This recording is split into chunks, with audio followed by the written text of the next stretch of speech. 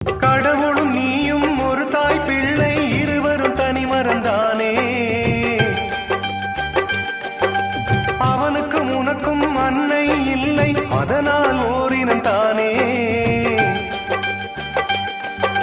நதி என்றால் நுரையுண்டு, வாழ்வென்றால் குறையுண்டு.